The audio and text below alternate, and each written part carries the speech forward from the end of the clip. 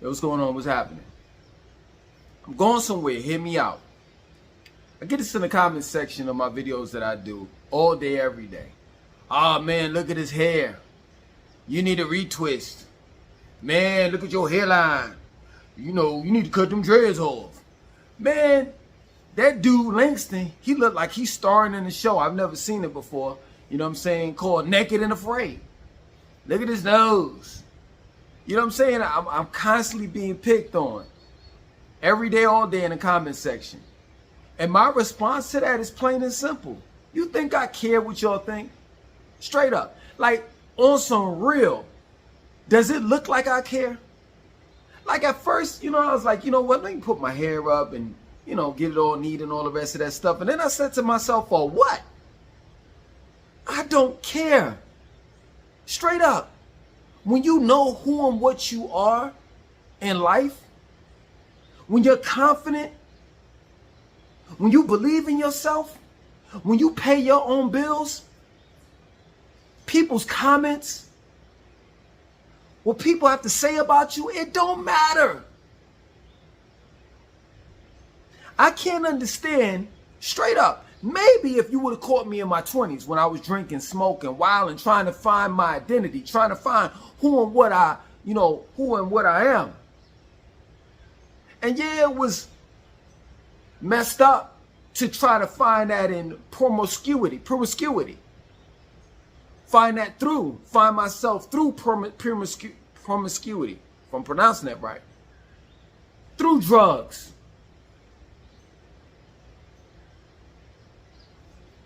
Through partying. You know what I'm saying? But that's what I knew at that time. You understand? But now that I know who and what I am, I don't need any type of vices, whether it's drugs, sex. People try to find themselves through violence, social media. None of these things make me who and what I am. I seen the other day Cam was talking about how he used to run the blocks in Chicago and Ohio. And I'm like saying to myself, hold on, let me get this right. Cam is damn near my age, if not, you know, probably a little younger. He may be 47. He's 50 years old, basically. You still trying to keep your street cred? You still trying to get everyone to believe that you were out in the streets at fucking 50 years old? This is the reason why us old heads, the youngins, they don't listen to shit we say. Because we steadily trying to prove ourselves. At 50 years old, you still got to prove to everyone you a millionaire. You got a great podcast going on. It's obvious that you're not stupid based on the things that you talk about. Your subject matter. Out of all of this shit, you're successful. You have cars, you have properties. Out of all of this shit you got going on in your life, you still want to prove to people in the past, on your record, you said that you ain't nothing this and you ain't nothing that. You claim that nobody's opinion about you matters. On wax. But now, you're damn near 50 and you still trying to prove to people that you from the streets? Even though we all know that you have been far removed from that. Listen, let me tell you something. I don't want to hear no street talk from Cam, Jim Jones, Nas, Jay-Z, none of these old heads. Y'all better be talking about pensions, social security checks, retirement.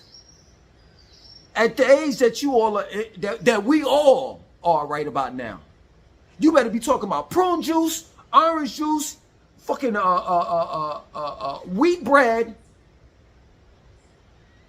raisins. That's what you better be talking about.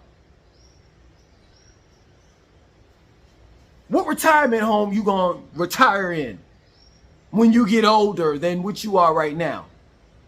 You don't need to be talking about no goddamn guns and all of the shit you did and this and that and so forth. Nobody want to hear that shit. Nobody don't want to hear that. Not the youth. And damn for sure, I'm 50 years old, 51 years old. I damn for sure don't want to hear that shit. That's real talk. But it's obvious that this man, if you got to constantly prove to people that you are this and that, it's obvious that you're not satisfied with yourself. It's obvious that you don't love yourself. And overall, you're not being who and what you truly are. I'm corny, and I don't have a problem with it. Catch me off camera, I'm doing goofy shit. I'm always goofing around, joking, and all the rest of that. I ain't no serious dude. For what? I talk about going back to the 90s and how much I miss it, but at the end of the day, let me tell you something. Let me tell you one thing that I don't miss. Walking around with a frown on my fucking face. Because it wasn't cool to smile back in the 90s. It wasn't cool to have joy in your heart. Motherfuckers would be like, man, what, is this a village nigga or something? He homo? What the fuck is wrong with this dude? He always smiling and shit. What? What? Are you serious? This is my word. In the 90s, motherfuckers used to say that, man. This man always smiling. Why not? Why not when life is good? Why not when life is not promised tomorrow and you lived another day? Why not? Be yourself. Be who and what you are. Straight up. That's real talk. I remember when I was young and you know, when I first moved down south. And you know, I loved when I used to come down south and visit my grandparents for the summer. And I loved it. I loved the fresh air and the trees and the people and just the southern hospitality. My aunt was so loving and shit. And my grandmother was so loving. I mean, they showed me love. You know what I'm saying? And when I was living in New York, I didn't get none of that shit. Whether it was a lack of my father giving it to me or my mother.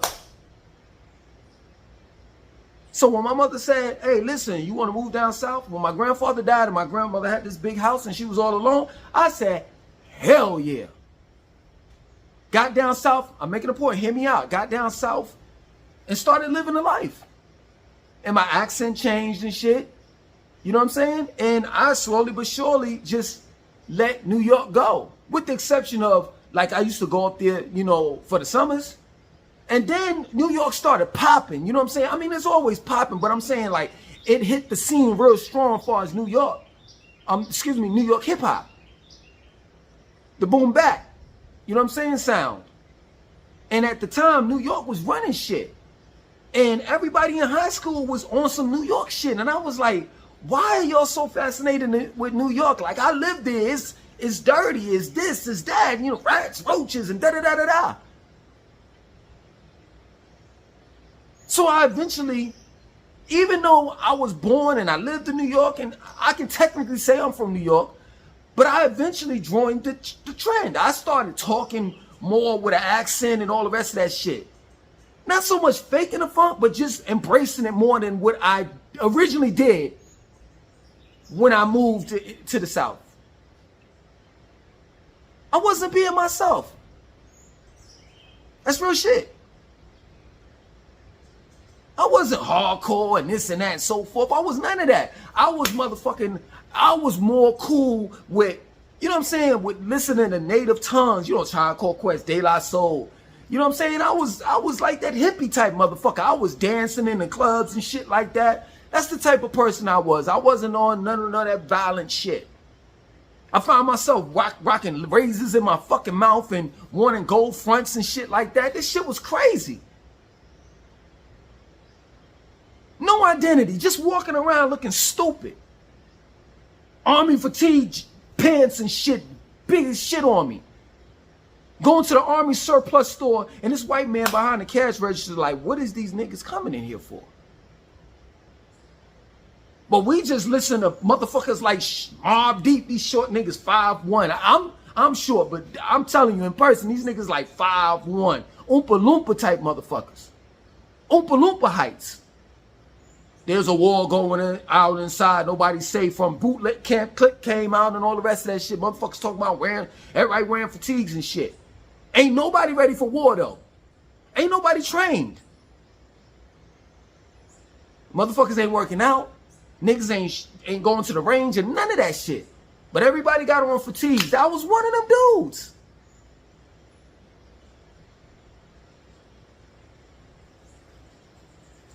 Join the cult. Dr. Melikazi York.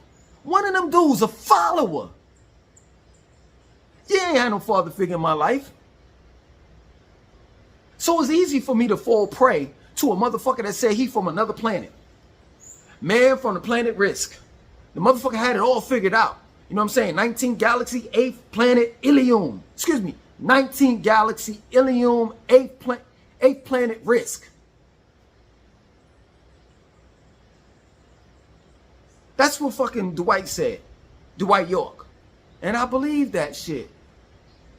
And everything that I went through in that cult, even though I saw the contradictions, the blasphemy, all the negative shit that I saw with that cult, I still accepted that this man was from another planet. He came down here. He's one of the Anunnakis, the 24 elders that sit in this big ass ship called Nibiru. And he coming to save us 144,000. I believe that shit.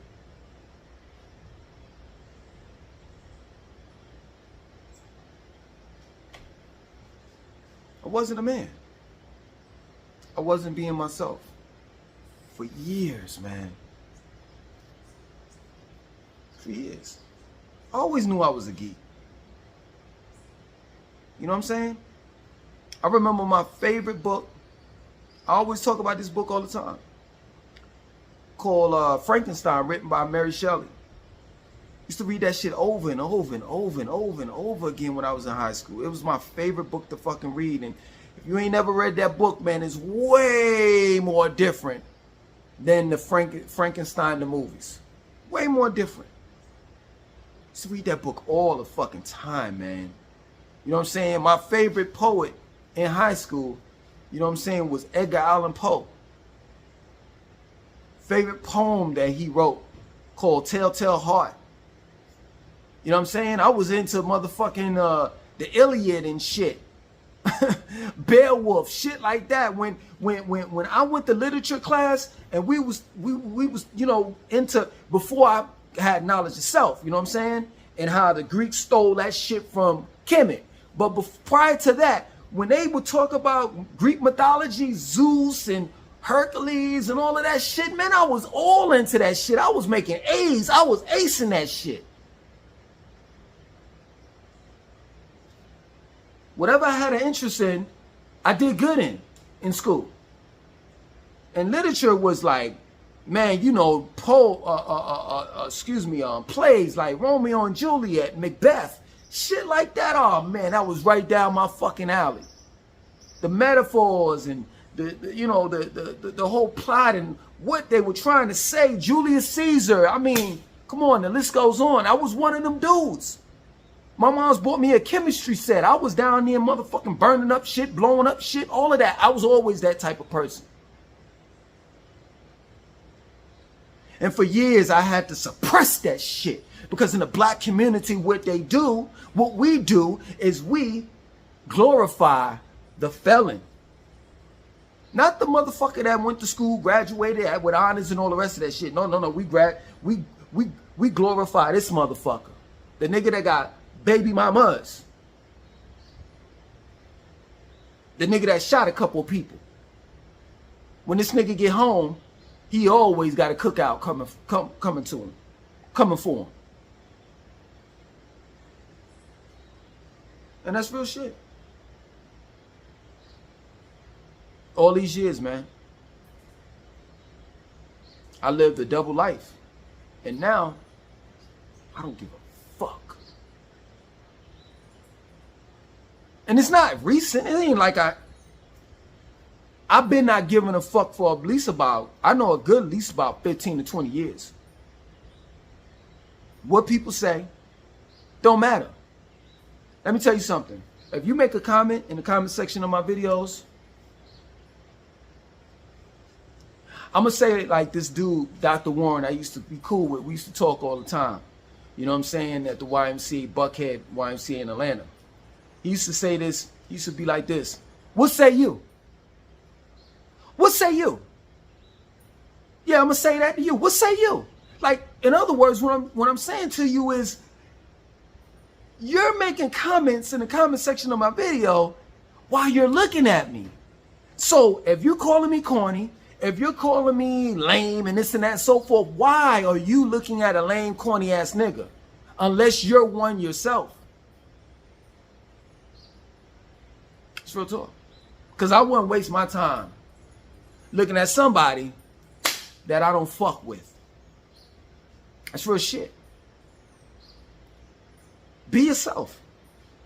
I don't give a fuck. Be yourself. You only have one life to live. Straight up. You know, people talk to me in the comment section like they know me. Like, you know, well, you need to change your direction and did this and that. So, man, who the fuck are you? Straight up. No, seriously. See, I'm trying to, let me say it in a way so YouTube won't flag me for it. Like, if I met you in person and you pop that shit, all that bullshit that you talking about, some what I need to do and da-da-da-da-da, and your life ain't right, and I could read you up and down, and I know who you are, and you ain't nothing but a bootlegger, and this and that, so forth, and you scheming, and this and that, so forth, and blah, blah, blah, blah, blah. If you want to pop that shit in front of my face, that's my word. I would reconstruct your snot box in a way where you would have to have plastic surgery in order to get that shit back to normal.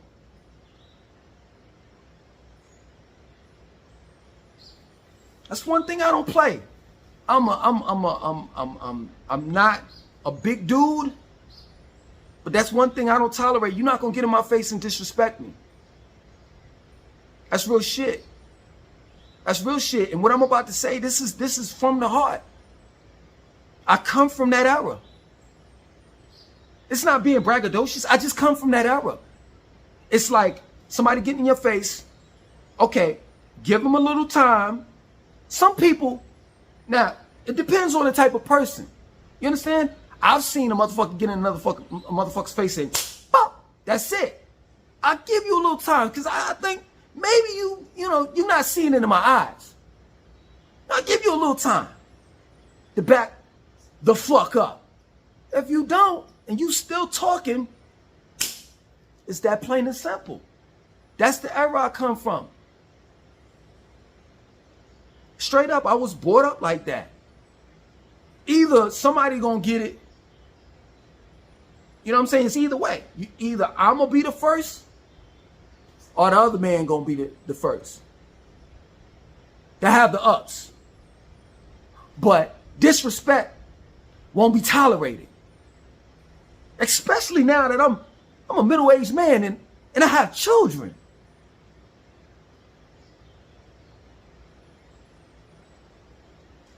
It's the principle of the shit.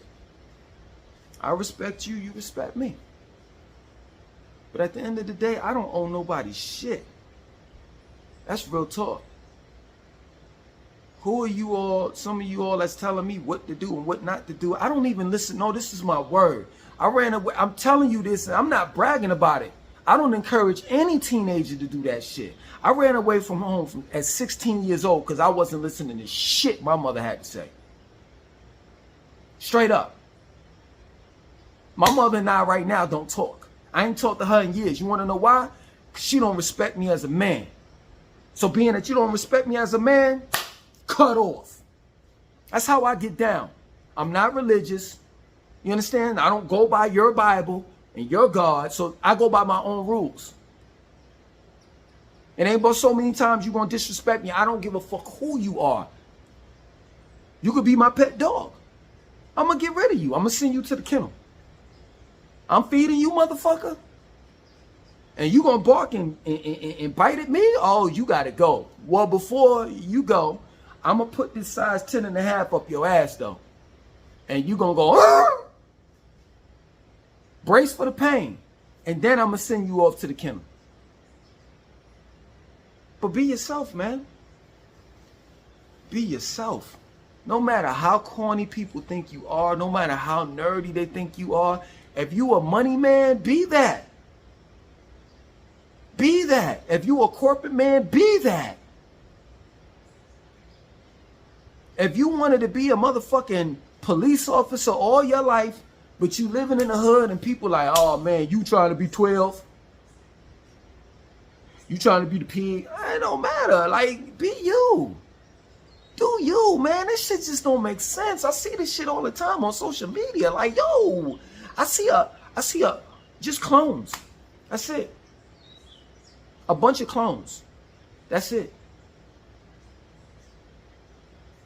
And I could see in their eyes, like, man, these niggas ain't happy. They not. If you're not happy in the skin you in, then, man, that's a problem. I love me. I look in the mirror and I love myself, man. Straight up. And I'm going to be me until the day that I die. And it's what you see is what you get. I'm the same way I am in real life on camera. With the exception in real life, I'm not as hyper, you know, because this is entertainment. I gotta entertain y'all, you know, a little. I can't just be like dry as shit. Like you're not gonna listen. You're not gonna look at my videos. So I gotta put some animation into it. Negative that I'm the same way that I am in person, as well as on camera. Straight up. I'm nerdy. I'm goofy. I laugh. I can get upset. I can get hyped. But most of the time, I'm laid back. Straight up. If I was what the fuck, man? If I was invited to a podcast or a forum where there was a bunch of people on there, you know what I'm saying, and everybody's talking and shit, I'll be the one that just be quiet and listen. I ain't got too much to say. Straight up. Like, kind of waste your fucking time bringing me on a podcast or, you know, on a platform or some shit with a bunch of other people. I ain't got too much to say, man. Straight up. I speak my piece on here, and that's it. And when my time is up, it's time to clock out for good, because I don't think y'all understand. I've been on YouTube for a while. And once you get around 20 years on YouTube, like, that's a job, my nigga. And at the end of your 20 years on a regular job, or 20 plus years, most of the time, you know, it's time for you to retire. When do you retire on YouTube? When do you retire on social media? Because I'm not trying to be funny. I'm just being real. For those that know Sonetta, like, I ain't trying to be like him. He gray the fuck up. His mustache is gray. His hair is gray. You know what I'm saying? His the little shit, the peach fuzz, whatever the fuck he got on his chin. You know what I'm saying? Is gray. You know what I'm saying? I'm more than sure his damn nose hairs is gray. His hair that's growing out of his ears is gray. He grayed the fuck up every fucking where. And they got gray butt hairs and shit. I don't want to be like that and still be on YouTube. I just don't. It don't make sense to me. You know what I'm saying? It don't make sense to me. How is it? Seriously, man. No disrespect, Sonetta, but how does it feel like for people to see you like in the very beginning and then just morph into like you're just getting older and older and older and older and older and older and older? Nah, not me. I know some niggas. I don't even know if they still doing it. I hope that they not still doing it. But when I stopped selling bootleg movies, it was still niggas out there selling that shit. Grade the fuck up. I hope and pray that these motherfuckers ain't still selling DVDs in them streets. Because that is sad. That's sad. Especially when hardly anybody goes to the movies and don't nobody buy DVDs anymore.